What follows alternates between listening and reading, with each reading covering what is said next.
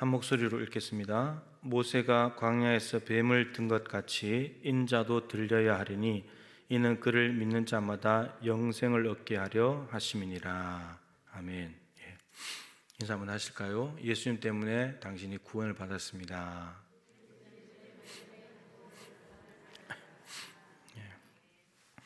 자, 이제 사도신경학교 한 3개월 만에 이 자리에 서는데 참 감사하고 좋습니다. 감사합니다. 자, 사도신경학교 책자 19번입니다. 책자를 가져오신지 모르겠는데 19번, 오늘 19번, 20번 두 개를 좀 보려고 합니다. 닭사순절에 예수님과 관련된 더군다나 십자가 죽음에 대한 말씀입니다. 자, 19번 혹시 책자 없으시면 옆에 좀 같이 보시고요. 뒤에 혹시 여분이 있습니까? 복사해 놓은 게 있답니다. 없으신 분들은 손을 들어 보여주시면 갖다 드리도록 하겠습니다. 집에 가서 잘 찾아보세요. 최소한 2개는 있을 거예요, 집에. 찾아보시고. 자, 19번 제가 질문 읽고 여러분들이 화살표로 된 답을 한번 읽어보시기 바랍니다.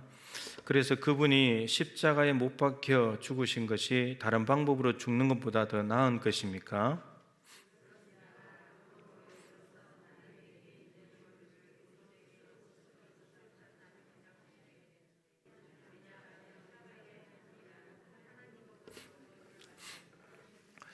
네, 이제 4월 11일부터 한 주간 동안 이제 고란 주간 특별 새벽 기도회 할 텐데 제가 이제 이미 말씀 준비를 거의 이제 마쳐가고 있어요. 주제는 십자가입니다. 십자가. 우리가 십자가를 바라볼 때 무엇을 생각해야 되는가? 십자가는 도대체 무슨 의미가 있는가? 그걸 6번 나눠서 살펴볼 텐데 이 첫 번째 것과 이제 연관이 있는데 오늘 여러분 십자가는 제일 먼저 저주의 표시입니다. 우리는 얼른 십자가 생각하면은 예수님이 달리셨고 고난 받으셨고 뭐 우리의 죄 때문에 죽으셨고 이런 걸 생각하잖아요. 근데 가장 먼저는 저주입니다. 저주. 하나님께 저주받았다는 거죠. 성경이 이제 가르치고 있는 것인데 십자가에 못 박혀 죽으신 것이 다른 방법으로 죽는 것보다 더 나은 것입니까? 방법이 예수님이 죽으셔야 되는데 죽는 방법이 십자가여야 되는가? 더 나은 방법은 다른 방법은 없었는가? 이런 말인데 십자가는 성경에 보면 사형틀입니다. 사형틀. 이스라엘 백성들 여기 신명기 21장 23절 두 번째 구절부터 먼저 읽어보겠습니다. 시작. 그 시체를 나무 위에 밤새도록 두지 말고 그날에 장사하여 내 하나님 여호와께서 내게 기업으로 주시는 땅을 더럽히지 말라. 나무에 달린 자는 하나님께 저주를 받았습니다. 나무에 달렸다는 말은 이제 하나님께 저주받아서 나무에 달려서 죽는 거예요. 사형틀입니다. 사형틀. 이스라엘 안에 사형틀이죠. 그리고 실제로 이제 갈라디아서 3장 13절 위에 말씀을 읽어보겠습니다. 이게 신명기 21장 23절을 인용한 구절입니다. 바울이. 시작. 그리스도께서 우리를 위하여 저주를 받은 바 되사 율법의 저주에서 우리를 속량하셨으니 기록된 바 나무에 달린 자마다 저주 아래에 있는 자라 하였습니다. 신명기 21장 23절 말씀을 바울이 이제 인용하면서 예수님이 나무에 달려 죽으신 것인데 이게 하나님께 저주를 받은 것이다 이렇게 말해요. 이게 사형틀인데 나무에 달리는 이 사형틀 십자가는 여러 가지 모양이 있습니다. 우리가 잘 아는 것은 이제 위에가 튀어나온 십자가죠.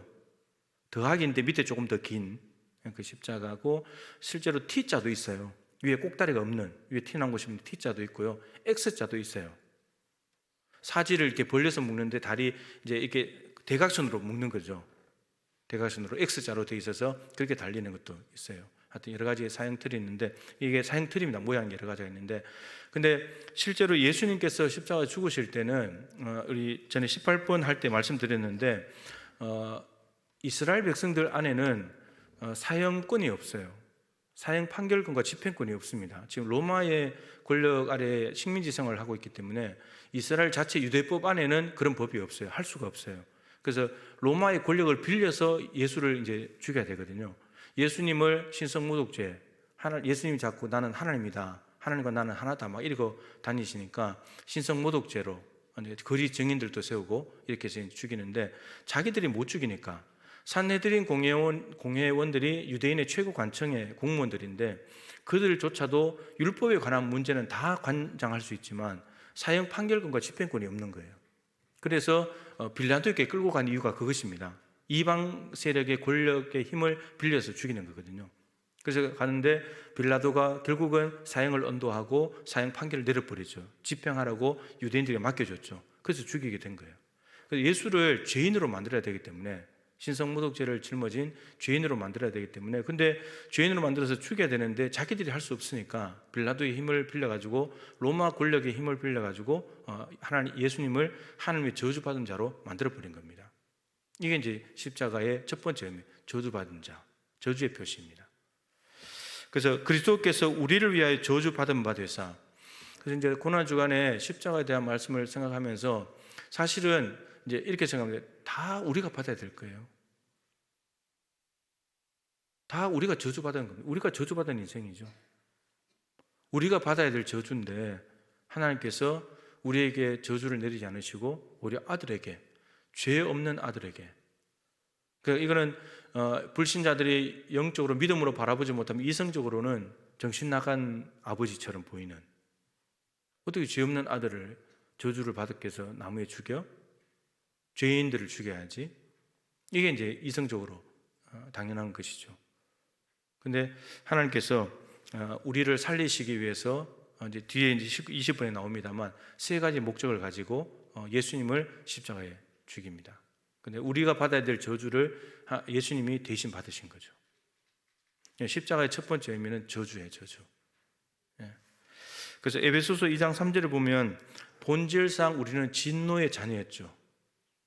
마음에 원하는 대로, 육체가 원하는 대로 공중 권세 잡은 자를 쫓아다니는 그 인생이었기 때문에 진노의 자녀예요. 하나님께 저주받아서 진노받은, 하나님이 진노를 받아 마땅한 그런 자녀였습니다. 우리는 그 저주는 우리 거였어요. 내 거였어요.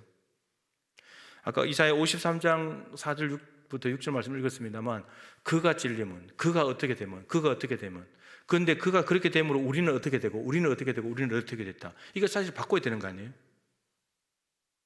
바꿔야 되는 거잖아요. 우리가 찔려야 되고, 우리가 죽어야 되고, 우리가 고난받아야 되고, 우리가 징벌 받아야 되고, 이게 우리의 저주받은 인생, 우리의 모습인데, 그냥 하나님께서 이사야 선지자를 통해서 이미 고난받는 종, 여호와의 종에 대한 노래를 이미 해놓으시고 그것을 지금 신약에서 성취시켜 가시는 겁니다. 그러므로서 예수님이 대신 저주를 받았기 때문에, 우리가 마땅히 받아야 될 저주를 예수님이 가져가셨기 때문에 우리에게는 이제 그 저주가 없는 거예요. 그래서 나음을 얻고 평화를 누리고 우리가 하나님의 자녀가 되고 영생을 얻고 죄사함 받고 천국 가는 거예요. 이게 십자가가 저주인데 우리가 저주받아야 되는데 대신 예수님이 받으심으로 우리가 무한한 유익과 은혜를 누리게 되었다라고 하는 겁니다. 이게 참 은혜인 거죠. 마태복음 27장 46절 말씀을 읽겠습니다. 앞에 화면에 보시고요. 마태복음 27장 46절 시작. 제9시쯤에 예수께서 크게 소리질러 이르시되 엘리 엘리 라마 사박다니 하시니 이는 곧 나의 하나님 나의 하나님 어찌하여 나를 버리셨나이까 하는 뜻이라. 십자가에 달리셨을 때 예수님께서는 7마디 중에 한 마디입니다. 나의 하나님 나의 하나님 어찌하여 나를 버리셨나이까.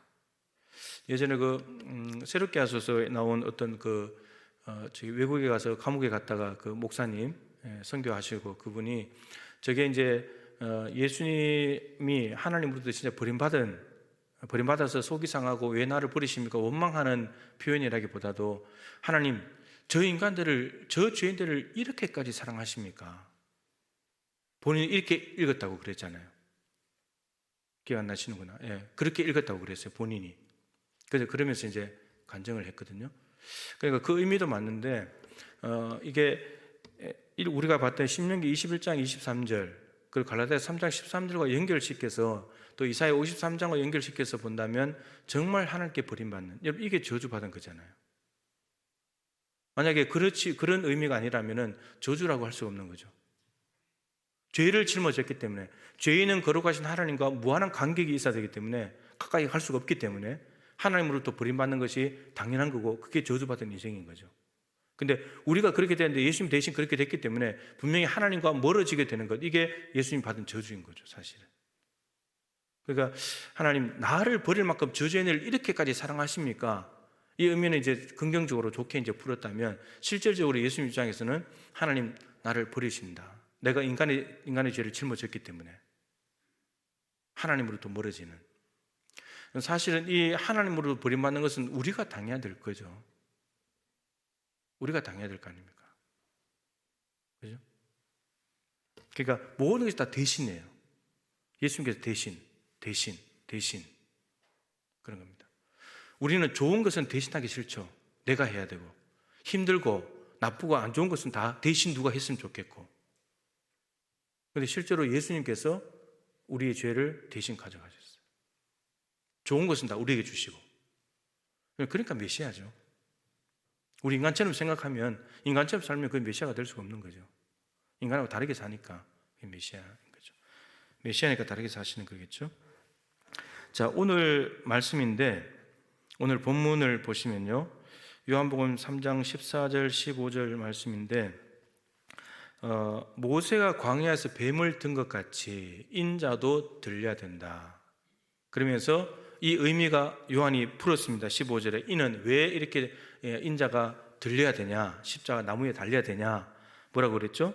그를 믿는 자마다 영생을 얻게 하려 하심이라. 여러분, 나무가 아닙니다. 나무를 믿는 것이 아니고 그를 믿는 자, 그 나무에 달린 자를 믿는 것, 이게 중요해요. 여러분, 이게 구약의 무슨 사건하고 연관이 되죠? 성경에 보시면 여러분, 그 모세가 광야에서 뱀을 뜬 것 같이, 여기 이제 해당 구절이 안 나오는데 민수기 21장의 불뱀 사건입니다. 불뱀 사건. 이스라엘 백성들이 광야 길 때문에 불평을 해가지고 하나님께서 불뱀을 보냈죠. 불뱀을 보내가지고 이제 백성들을 막 물어 죽이고 있는 상황인데, 막 물어 죽고 옆에서 나자빠지니까 이제 하나님 백성들이 모세한테 하나님께 기도 좀 해라, 이렇게 된 겁니다. 그래서 모세가 하나님께 기도를 하는 거죠. 말씀을 읽어보겠습니다. 기도했을 때 하나님 답입니다. 시작. 여호와께서 모세에게 이르시되 불뱀을 만들어 장대 위에 매달아라. 물린 자마다 그것을 보면 살리라. 9절 말씀입니다. 모세가 놋뱀을 만들어 장대 위에 다니 뱀에게 물린 자가 놋뱀을 쳐다본 즉 모두 살더라. 8절로 돌아가세요. 이제 이스라엘 백성들이 모세 보고 하나님께 기도 좀 해서 우리 안 죽게 해달라고 했을 때, 모세가 하나님께 기도했을 때 이렇게 말씀합니다. 하나님께서 모세에게 말씀하시기를 불뱀을 만들어서 장대 위에 매달아라. 근데 9절에서는 놋뱀이라 그랬죠. 붉은 뱀인 거예요. 그러니까 백성들을 물어 죽인 그 뱀의 모양을 위에다가 장대 위에 달라는 거예요. 근데 중요합니다. 8절에 하나님의 약속이죠. 하나님께서 모세에게도 응답을 하십니다. 8절에 그때 물린 자마다 그것을 보면 살리라. 그 자기를 물어 죽인 뱀인데, 불뱀인데, 그 불뱀의 모양을 만들어서 장대 위에 저 위에 달려있는데 그것을 보면 산대요. 그러니까 뭐 갑자기 칼로 째가지고 뭐 독을 빼내고 뭐 이래야 사는 것이 아니고, 하나님께서 내리신 처방은 장대 위에 있는 불뱀, 놋뱀을 쳐다보면 산다, 이거였습니다. 그럼 어떻게 하면 되는 거죠? 쳐다보면 되는 거예요. 근데 나를 물어 죽인 불뱀이 저 위에 달렸는데 그거 보고 싶을까요? 안 보고 싶죠. 나 지금 죽이고 내 가족들 죽인 뱀인데, 이런 생각이 들지 않습니까? 그래서 뭐가 필요한 거예요? 믿음이 필요한 거예요. 그래서 오늘 요한이 그것을 믿음과 연결시켜 놨어요. 그래서 모세가 광야에서 뱀을 든 것 같이 인자도 나무 위에 들려야 된다. 나무에 매 달려야 된다. 그런데 그 나무에 달린 예수를, 뱀을 쳐다보면 불뱀에 물린 사람들이 살았듯이 그 예수를 쳐다보고 그를 믿는 자는 산다는 거예요. 불뱀 사건을 요한이 예수님의 십자가 사건과 연결해서 지금 이야기를 하고 있습니다. 그러니까 예수를 믿으면 사는 거예요. 근데 저주를 받아서 나무에 달려 죽은, 여러분 이스라엘 백성들이 신성 모독죄를 지고 예수를 자기들이 죽였잖아요. 근데 그 예수를 믿어야 구원받는다고 하니까 그걸 믿겠습니까? 살아있을 때, 공생의 기간에 살아있을 때 말씀하셔도 안 믿었던 그들인데, 근데 십자가에 죽으셨는데 그 예수가 구세주고 메시아다 그러면 그게 믿어지겠습니까? 안 믿어지는 거죠. 그래서 유대인들이 언제 깨집니까? 성령께서 오셨을 때 깨지거든요. 그 성령께서 오셔서 그 진리를 깨닫게 해주셔야 되고 믿어지게 해주셔야지만 우리는 변화되는 겁니다. 여러분들이 예수님이 십자가에 달린 것을 믿습니까? 그것은 우리 인간의 이성으로 믿어지지 않은 겁니다. 그게 어떻게 믿어집니까? 본 것이 없는데. 그 믿어지는 거예요. 성령께서 그것을 믿어지게 해주시는 겁니다. 제 얘기를 많이 했잖아요. 귀중한 그 보배 피, 나를 위해 흘렸네. 그 피로 내 죄 씻었네. 예수라는 분이 나는 본 적도 없는데 귀중한 피를 흘렸대요. 그 피를. 내 피도 귀하지만 그분 피를 흘렸대요. 근데 그 피를 왜 흘렸나 봤더니 나를 위해 흘렸대요. 나는 본 적도 없는 분인데, 근데 나를 위해서 왜 피를 흘렸나 봤더니 내 죄를 씻었대요. 그 피로. 그런데 그 가사를, 찬양을 부르는데 그것이 그냥 믿어졌어요. 조금의 의심도 없이. 예수님이 나를 위해서 피를 흘리셨고 나를 위해서 내 죄를 다 없애주셨구나. 그게 믿어졌어요. 조금의 의심도 없이. 따져볼 필요도 없어요. 그냥 믿어졌으니까. 그러니까 이스라엘 백성들이 저 장대 위에 달려있는 예수를 보고 예수를 믿으며 산다. 근데 그게 믿어지지 않는 거죠. 안 믿어지는 거예요. 살아있을 때 말씀을 전해도 안 믿어지는데, 나무에 달린 것은 저주를 받은 표시이지만 참 놀랍잖아요. 그 저주를 받은 표시 위에 하나님은 구원의 길을 열어놓으셨어요. 예수님을 통해서. 자, 그런데 이제 문제는 예수를 보면 사는데, 근데 이 불뱀, 이 장대 위에 단 불뱀이 이게 미신처럼 사용이 됩니다. 열왕기하 18장 4절 말씀입니다. 화면을 보시고 한번 읽어보시죠. 그가 여러 산당들을 제거하며 주상을 깨뜨리며 아세라 목상을 찍으며 모세가 만들었던 놋뱀을 이스라엘 자손이 이때까지 향하여 분향함으로 그것을 부수고 느우스단이라 일컬었더라. 예. 저기 보면 이제 히스기야 왕입니다. 남유다 히스기야 왕인데, 히스기야 왕이 종교개혁을 했죠. 종교개혁을 할 왕은 아사 왕도 좀 했지만 히스기야하고 요시야가 제일 많이 했습니다. 요시야는 두 번에 걸쳐서 했고, 히스기야가 종교개혁을 하면서 우시야, 요담, 아하스, 히스기야죠. 우시야, 므낫세, 아몬, 요시야. 아닙니다. 죄송합니다. 히스기야 그 아버지 때 만들어 놓았던 많은 우상들, 그것들이 얼마나 많은지 보세요. 산당들을 제거하고 주상을 깨뜨리고 아세라 목상을 찍었습니다. 저것만 해도 참 대단한 건데, 근데 히스기야의 눈에 또 하나가 들어왔습니다. 뭐가 들어왔죠? 모세가 만들었던 놋뱀. 저게 민수기 21장 8절 9절 나왔던 그 놋뱀이거든요. 근데 그 놋뱀을 뭐 하고 있습니까? 지금 이스라엘 백성들이 분향하고 있습니다. 민수기 21장이 출애굽기 1446년이거든요. 주전 1446년에 출애굽했는데 40년 걸렸죠. 1406년에 모세가 이제 죽고 그다음에 가나안 땅으로 들어가는데, 그러면 주전 1406년이니까 1400년대에 놋뱀을 만들었는데 히스기야가 주전 700년 경이거든요. 701년에 산헤립이 쳐들어오고 했으니까 몇 년이에요? 대략 700년입니다. 700년. 700년 동안 뭐 했다는 거예요? 쳐다보며 살았던 놋뱀에게 분향을 했다는 겁니다. 저게 마치 뭔가 신통한 뭔가 능력을 주는 것처럼. 여러분, 놋뱀이 살렸습니까? 장대 위에다 놋뱀이 살렸습니까? 그것을 쳐다보면 살리라라고 했지만, 쳐다보는 것은 믿음이 있어야 쳐다보는 것이고, 그것을 보면 낫는다고 하는 하나님의 말씀을 믿고 보며 사는 거죠. 근데 말씀을 믿으며 사는 건데 그 말씀이 아니라 그 놋조각 자체를 귀하게 여겼다는 겁니다. 느수단이 놋조각이라는 뜻이거든요. 그 놋조각을 미신처럼 사용하는 겁니다. 마치 그 옛날에 드라큘라 이런 거 나오는 거 보면 십자가 막 갖다 대고 막 그러잖아요. 또 물러가라고. 미신처럼 쓰는 거예요. 이게 무슨 능력이 있는 줄 알고. 거기에 달리신 예수가 구원이고 예수를 믿어야 사는 거지. 예, 그런 거 아닙니까? 그죠? 근데 그 놋조각을 보면서, 불뱀을 보면서 그게 마치 뭔가 우리에게 엄청난 능력을 주고 나의 문제를 해결해 주고 하는 것처럼 그게 분향을 했다는 겁니다. 분향했다는 말, 향을 살렸다는 말이죠. 700년 동안 무려요. 어마어마한 일 아닙니까? 이게 정말 무서운 겁니다. 이게 우상을 섬기는 전통이라는 것이 정말 무서운 겁니다. 700년은 흘러올 줄 누가 알았겠어요? 그러니까 하나님은 전혀 그런 의미로 준 게 아닌데 백성들은 그런 의미로 받아들이는 거예요. 그리고 또 이런 사건도 있잖아요. 사무엘상 4장에 그 사무엘 당시에 이스라엘 백성들 엘리 제사장 때죠. 하나님의 말씀이 희귀해서 이상이 흔히 보이지 않는 그때에, 어린 사무엘이 하나님의 말씀을 듣는 그때에 블레셋이 쳐들어와서 전쟁이 일어났을 때 이스라엘 백성들이 뭐 들고 갔어요? 뭐 들고 갔죠? 전쟁에서 이기려고 법궤를 들고 갔잖아요. 언약궤. 하나님의 임재를 상징하는 것인데 하나님이 계시지 않는다면 나무 조각이에요. 나무 상자에 불과합니다. 그 누수단, 노 조각하고 똑같은 거예요. 이미 하나님의 영광은 떠나버렸는데 하나님 말씀이 흔히 보이지 않는, 이상이 쉽게 보이지 않는 그러한 때였기 때문에 이가봇 하는 그런 상황이기 때문에 그것은 나무 상자에 불과한 거지. 그걸 갖다가 마치 오면 전쟁에 이긴다는 것처럼 마치 부적을 사용하는 것과 똑같은 그런 거라는 거죠. 이것들이 다 우상이고 전통이고 이런 것들입니다. 이런 것들을 잘 살펴서 제가 이제 본질은 어디 간데 없고 비본질이 본질이 되어 있는 이런 겁니다. 하나님의 말씀, 십자가에 달리신 예수, 그게 본질인데 비본질인 것을 붙들고 마치 뭔가가 우리에게 신통한 걸 주는 것처럼 그렇게 생각을 한다는 거죠.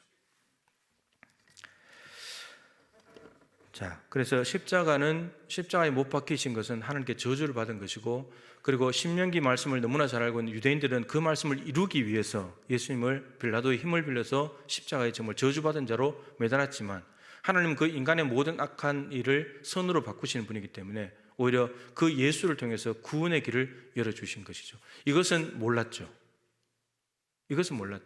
그러니까 유대인들은 어떤 로마의 세력을 압제할 수 있는 엄청난 백마를 타고 나타난 왕자와 같은 그런 메시아를 기대했는데 십자가에 너무나 무기력하게 나귀 타고, 백마가 아니라 어린 나귀 새끼 타고 가다가 죽어버리는 이 메시아를 보는데 사람들이 알아차릴 수가 없는 거죠. 근데 하나님의 구원은 거기에 있었습니다. 그게 지혜였죠. 실제로 여러분 그렇기 때문에 구원은 로마의 압제로부터 건진받는 것, 로마의 압제로부터 자유함 받는 게 구원이 아닙니다. 여러분 구원은 뭡니까? 진짜 구원은 뭘 해결해야 되는 거죠? 죄입니다. 죄. 그러니까 하나님은 우리의 죄를 없애주시려고 예수를 보냈는데 사람들은 엉뚱한 구원을 기대한다는 거죠. 물론 성경에서 말하는 구원의 의미를 넓게 보면 다 포함됩니다. 건강을 회복한 것도 구원받았느니라 이렇게 말씀하시니까 그 해드리면 정말 중요한 것은 예수라는 이름이 가르쳐 준 것처럼 마태복음 1장 21절에 그 이름을 아들을 낳으려 이름을 예수라라. 이는 그가 자기 백성을 그들의 죄에서 구원하잖아요. 죄에서 구원받는 것. 이게 참 중요한 거죠. 다른 문제들은 늘 말씀드리지만 다른 문제들은 굳이 예수님이 오시지 않아도 돼요. 여러분들이 정말 기도하는 것들을 보면요, 굳이 예수님이 오시지 않아도 될 것들이 많아요. 뭐 돈 문제, 물론 오셔가지고 이제 기회하셔서 해결해 주시는데 우리가 적어도 예수님이 필요한 것은 예수가 없으면 안 되는 문제에 예수가 필요한 거예요. 우리 인간이 해결할 수 없는 일에 하나님은 독생자를 보내신 거예요. 보내신 겁니다. 여러분 건강, 여러분 예수 안 믿는 사람들 중에 건강한 사람 많습니다. 부자들 많습니다. 엄청나게 많습니다. 단지 그런 문제 해결해 주려고 우리 주머니 채워주고 통장에 돈 늘려주고 좋은 집에 살고 건강 주려고 예수님이 오신 게 아니라고요. 하늘 영광 버리고 오실 만큼 그것이 우리 하나님께 중요한 문제가 아니라는 거예요. 우리는 굉장히 이 땅에서 중요한 문제처럼 생각하지만 정말 우리에게 정작 중요한 것은 죄 문제인데, 죄 문제잖아요. 죄를 해결하지 못하면 뭐 지구를 가지고 신들 뭐 합니까? 저주받은 인생으로 지옥 가야 되는데 그걸 해결하지 못하면 아무것도 아닌 건데. 근데 우리는 지구를 얻는 것에 자꾸 만족한단 말이에요. 화장실 개수 늘리려고 온 인생을 다 바치고. 그런 문제가 아니라 죄 문제라고, 죄 문제. 그렇기 때문에 저주받은 것 된 거죠. 그러니까 여러분 죄는 심각한 거예요. 우리가 저주받은 인생이 되고 하나님의 진노의 형벌 아래 놓일 수밖에 없는 그 무시무시한 것을 제공하는 것이 죄라는 겁니다. 죄. 우리가 사실 뭐 죄를 짓고 경찰서 가는 일이 없지만 경찰서 여러분 누가 신호 위반만 해도 경찰차에 있으면 벌벌 떨잖아요. 그죠? 갑자기 누가 경찰에 와서 잡아가면 그거 무서워서 벌벌 떨잖아요. 그 죄는 그런 겁니다, 여러분. 근데 그 죄가 너무 무시무시하고 엄청났기 때문에 예수님을 십자가에 죽여야지만 해결되는, 그러지 않고서는 해결 안 되는. 그러니까 고린도전서 1장에 말한 대로 그게 하나님의 지혜였죠. 유대인들과 이방인들, 헬라인들이 보기에는 너무나 미련하게 보이고, 아니 저 말이 되는 소리야? 자기도 죽어버리는 사람이 남을 구한다고? 적어도 남을 구하려면 자기부터 살아야지. 근데 자기가 십자가에 무기력하게 죽었는데 그분이 메시아라고? 사람들이 이성과 지혜로는 알지 못하는 겁니다. 근데 그게 그 안에 하나님의 지혜가 있었죠. 부활이 있기 때문에. 죄를 없애고 부활하시는 예수 믿기 때문에. 그게 하나님의 능력이고 하나님의 지혜가 거기에 있었던 거예요. 우리 죄를 없애시는 하나님의 능력이 예수님의 십자가 안에 있습니다. 그게 중요한 거죠. 자, 20번으로 가겠습니다. 오늘 20번 다 할 수 있을지 모르겠는데, 자, 20번. 그리스도께서 왜 죽음이라는 고난을 받아야 했습니까?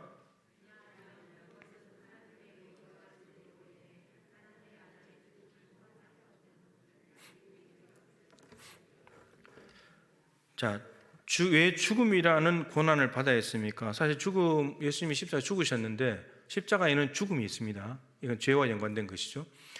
빌립보서 2장 6절부터 11절을 보면 예수님께서 너희 안에 이 마음을 품으라, 그 그리스도 예수의 마음이니, 그러면서 바울이 하나님과 동등됨을 취할 것으로 여기지 아니하시고 자기를 낮추시고 그리고 인간의 모습으로 내려오셔가지고 십자가에 죽기까지 복종하셨으니, 죽음이라는 것은 하나님의 뜻에 복종하는 거예요. 사실은 이게 신명기나 말씀을 연결한다면 저주로 시작하지만 사실은 하나님의 뜻에 복종하는 것이 십자가의 죽음입니다. 아버지께서 그거 하라고 이 땅에 보내셨기 때문에. 자, 복종인데, 근데 왜 그렇게 하느냐? 하나님의 의와 진리로 인해, 이제 창세기 2장 17절 밑에 한번 읽어보겠습니다. 이 말씀을 적어놓은 이유가 있어요. 시작.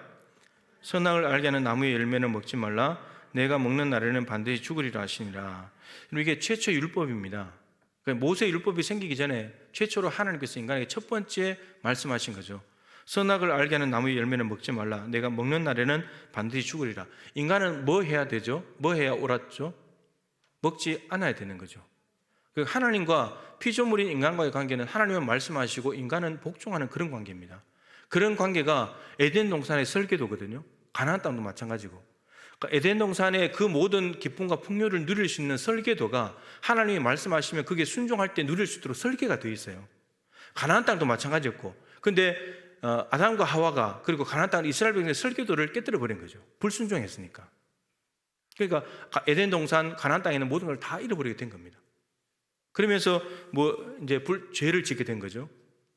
이게 이제 하나님의 의와 진리로 인해 하나님이 정해놓으신 말씀에서 벗어난 것, 이것 때문에 결국은 우리가 예수를 죽인 거예요.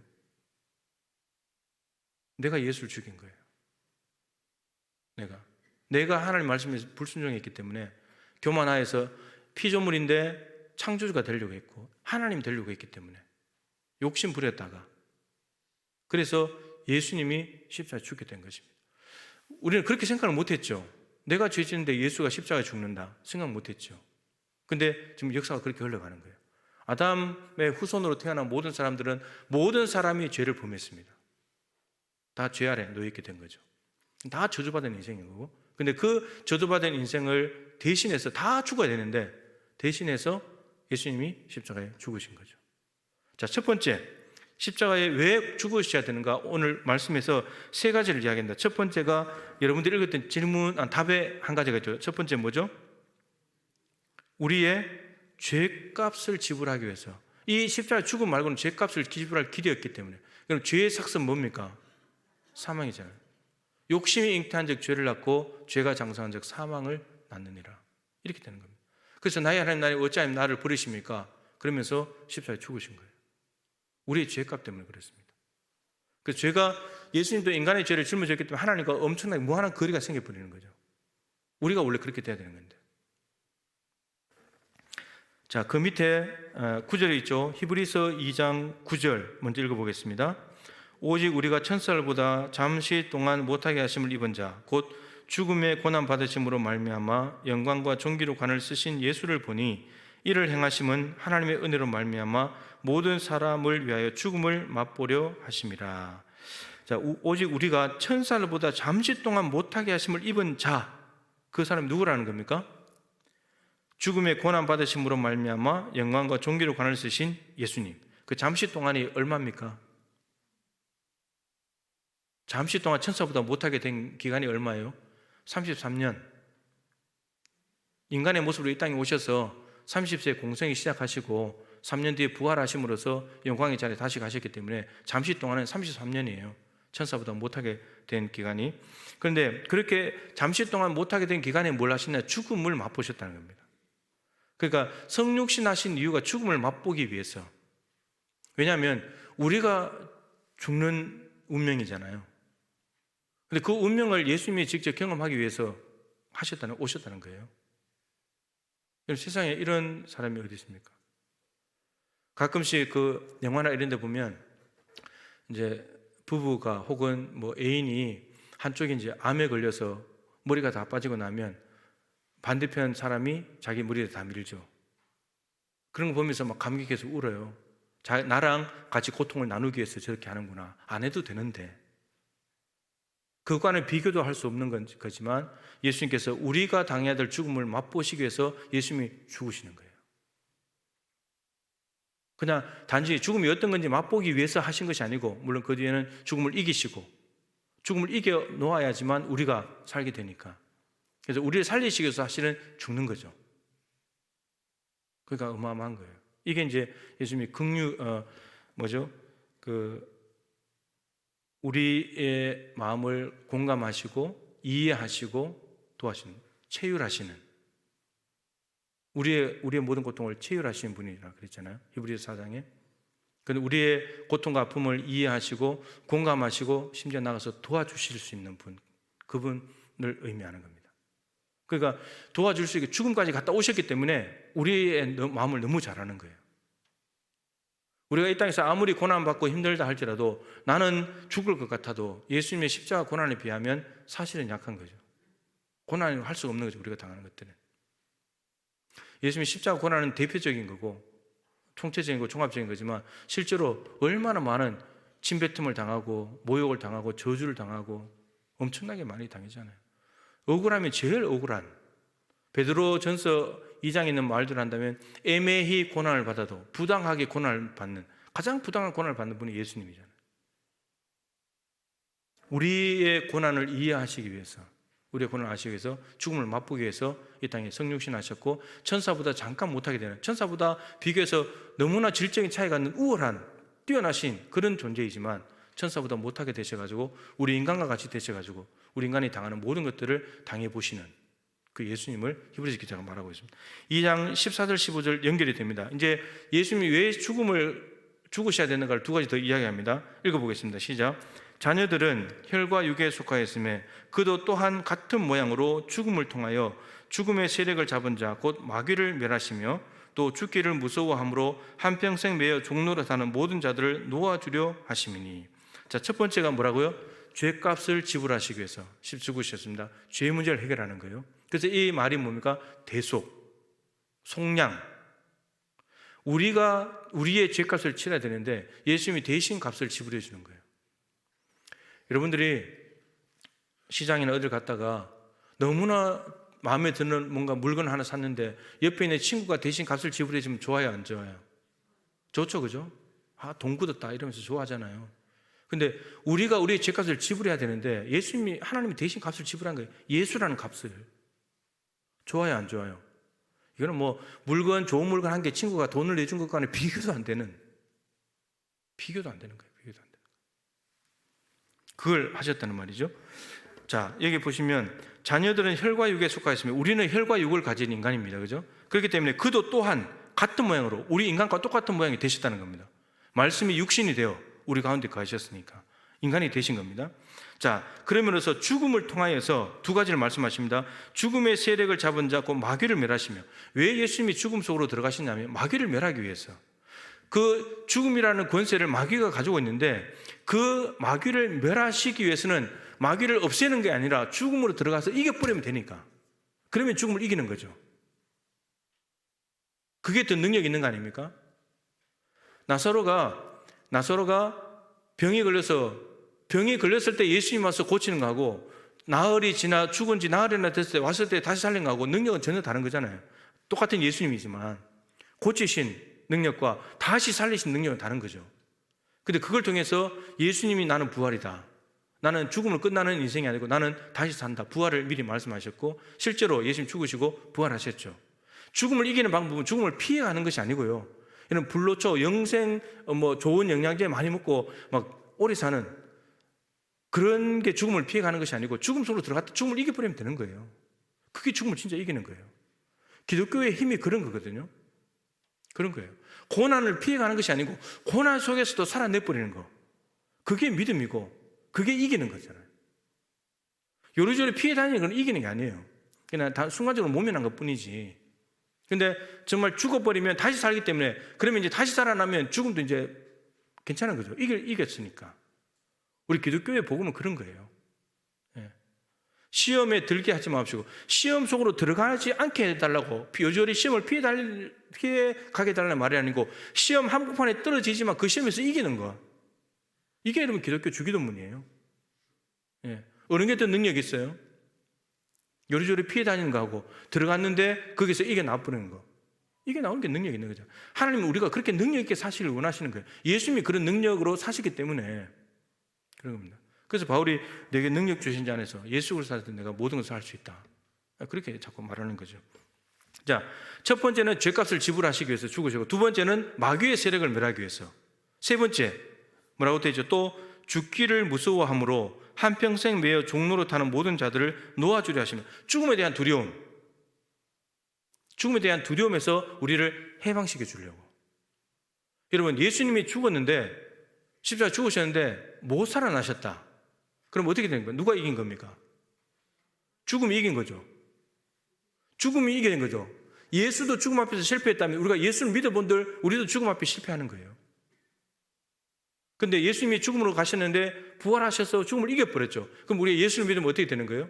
우리도 죽음을 이기는 거예요. 그거 하게 해주시려고. 야, 내가 죽음을 이겼어. 나 믿으면 너희들도 죽음 이길 수 있어. 무서워하지 마. 이거 말씀하시는 거예요. 그거 하시려고 직접 죽으신 거예요. 그 어린 애들, 어릴 때 여러분들 한번 해보셨겠지만 수영장에 가면 애들 물 무서워하잖아요. 근데 엄마 아빠가 먼저 들어가서 괜찮아, 물 이 정도 해도 괜찮아, 아빠가 있고 이 물 깊지 않아, 이걸 미리 보여주고 아이들이 오잖아요. 그런 거예요. 그런 겁니다. 그래서 여러분, 우리가 사실 부모 세대가 살아가는데 여러 가지 많이 힘들고 어려운 환경들도 있고 아픔도 있지만 그것을 믿음으로 잘 이겨내는 삶을 자녀들에게 보여주는 게 매우 중요합니다. 아, 우리 엄마 아빠가 저렇게 힘든데 어떻게 이겨내셨지? 예수를 믿고 이겨내셨구나. 새벽마다 가서 기도하시면서, 저녁에 가서 기도하시면서 눈물로 기도하시면서 이겨내셨구나. 나도 이겨내야 있어. 나도 이겨내야지. 이렇게 되는 거거든요. 근데 맨날 돈 앞에 잡아지고 힘들면 죽겠다, 못 살겠다, 다 그만두겠다, 이런 말을 자꾸 내뱉으면 자녀들도 이제 아버지 엄마도 안 되니까 우리도 안 되는가 보다, 이렇게 돼버리는 겁니다. 예수님이 먼저 죽음 속으로 들어가서 다 이겨놓으시고는, 야, 나를 봐, 나를 믿으면 너희들도 돼, 이거 해주시는 거거든요. 예수가 있기 때문에 우리는 너무나 좋은 모델이 있기 때문에 너무너무 좋은 거예요. 예수가 이걸 하지 못했다면, 예수님이 죽음 앞에 실패했더라면 우리 예수 믿을 필요가 없어요. 다른 메시아를 찾아야 돼요. 자, 시편 49편 6절부터 8절 말씀을 얼른 읽어보겠습니다. 시작. 자기의 재물을 의지하고 부유함을 자랑하는 자는 아무도 자기의 형제를 구원하지 못하며 그를 위한 속전을 하나님께 바치지도 못할 것은 그들의 생명을 속량하는 값이 너무 엄청나서 영원히 마련하지 못할 것임이니라. 재물을 의지하는 사람은 재물을 가지고 자기의 생명을 구원해 보려고 합니다. 형제를 구원해 보려고 합니다. 그런데 그거 안 된답니다. 이유는 뭐냐면 생명의 죄를 없애고 구원하는 값이 너무나 엄청나기 때문에 영원히 돈을 모아도 안 된대요. 여러분들이 돈 모으는 거, 한 달 한 달 모으는 거 한 푼도 안 쓰고 지금부터 1000년을 산다고 해도 그 모아도 옆에 있는 사람 구원 못 한다는 말입니다. 그럼 불가능하다는 말이에요. 그런 말입니다. 그래서 돈을 의지하는 것은 허무한 거죠. 돈을 통해서 뭔가 예수님이 생명의 넉넉함이 소유에 있지 않다, 생명이 소유에 넉넉한 데 있지 않다 그랬잖아요. 사람들은 자꾸 착각하는 거예요. 돈을 많이 모아놓으면, 통장에 돈이 두둑하게 있으면 그걸 믿는 거예요. 그랬더니 신뢰감을 드는 거죠. 그러면서 마음의 안정감을 누리는 거예요.